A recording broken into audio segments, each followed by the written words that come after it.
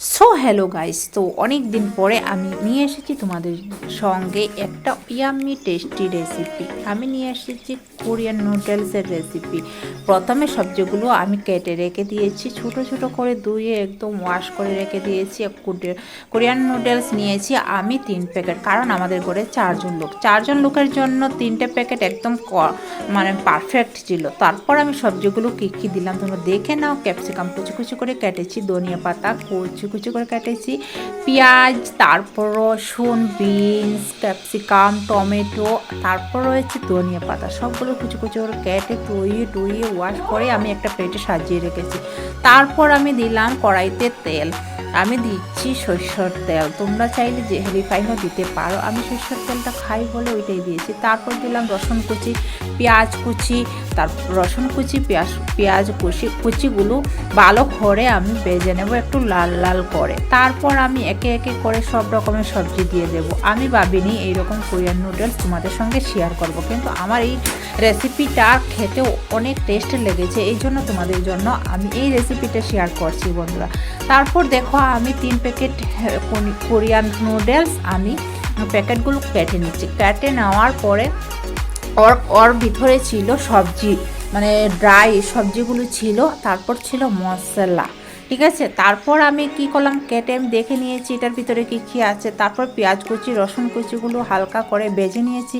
তারপর একে একে সব রকমের সবজিগুলো আমি ঢেলে দিলাম। তারপর একটু হলুদ পাউডার দিয়েছি কালারের জন্য, তোমরা চাইলে না দিতেও পারো, আমি একটু কালারের জন্য দিলাম।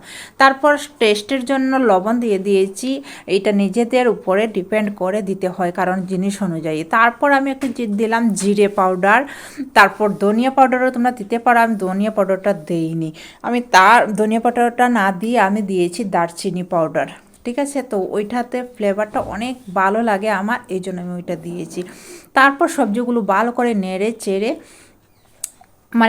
ছেড়ে ওইগুলো একটু একটু বয়েল হচ্ছে। তারপর আমি কোরিয়ান নুডলসের মধ্যে ভিতরে যে ছিল সবজিগুলো, ড্রাই সবজিগুলো, সেইগুলো আমি এক এক করে প্যাকেটটা ঢেলে দিলাম। তো তোমরা চাইলে স্কিপও করতে পারো, কিন্তু আমি টেস্টের জন্য সব কিছুই দিয়েছি। তার জন্য অনেক অনেক অনেক ইয়ামি এবং টেস্টি একটা নুডলস হয়েছিল। আমার খেয়ে তো মনটা ভরে গেছিলো, কারণ অনেক দিন পরে চটপটা একটা নুডলস খেয়েছি। আর এমনিতে খুব চটপটা ছিল, জাল ছিল, এই জন্য আমি কাঁচা লঙ্কা দিইনি, কারণ বাচ্চারা খাবে। তারপর আমি 3 প্যাকেটই মশলা দিয়ে দিলাম, দেখতেই পাচ্ছ মশলার কালার দেখেই অনেক জাল হবে।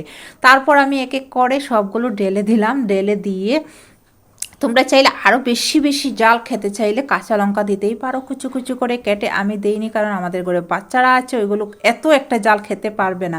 কাঁচা লঙ্কা দেইনি, তাও অনেক জাল হয়েছে বাচ্চাদের জন্য, আমাদের জন্য তো ঠিক ছিল। তারপর সবজিগুলো ভালো করে ফ্রাই করার পরে মশলার সঙ্গে তারপর আমি একটু গরম জল দিয়ে দিলাম।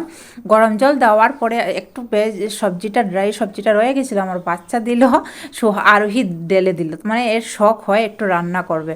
তারপর জলটা দিয়ে তারপর দেখো ঝোলটা স্যুপটা, সবজির মশলার স্যুপটা কি সুন্দর বলক এসেছে, কি সুন্দর করে, আর অনেক টেস্ট হয়েছে বন্ধুরা।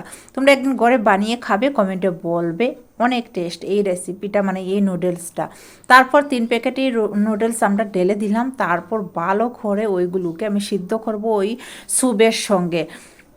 তারপর দেখো অলরেডি আমার ম্যাগিটা কমপ্লিটই, এত সুন্দর হচ্ছে, ভিডিওতে এত একটা ভালো দেখা যাচ্ছে না, না হলে খেতে দারুণ হয়েছিল। তারপর লাস্টে আমি ধনিয়া পাতা দিয়ে সবাইকে প্লেটে প্লেটে দিয়ে দিলাম, সোহাগের পাপাকে দিলাম, সোহাগের পাপা খেয়ে বললো অনেক অনেক অনেক ইয়াম্মি এবং টেস্টি হয়েছে। আর দেখো দেখতেও খুব ভালো লাগছে। আর প্লেটে দেখো আমি নিয়ে নিচ্ছি, ছেলে মেয়ে দুজনকেই খেতে দিয়ে দিয়েছি, এটা দিলাম আমার হাজব্যান্ডকে, তো খেয়ে বললো অনেক অনেক অনেক টেস্ট হয়েছে কোরিয়ান নুডলসটা। তো আমি এইভাবেই বানালাম, তোমরা কে কীরকম বানিয়ে খাও বলবে কমেন্টে। তো এই রেসিপিটা কার কার ভালো লেগেছে কমেন্টের মাধ্যমে অবশ্যই বলবে। তো দেখো এ খেয়েও নিচ্ছে, খেয়ে বলছে অনেক অনেক অনেক টেস্টি হয়েছে। তো টাটা, বাই বাই। আবার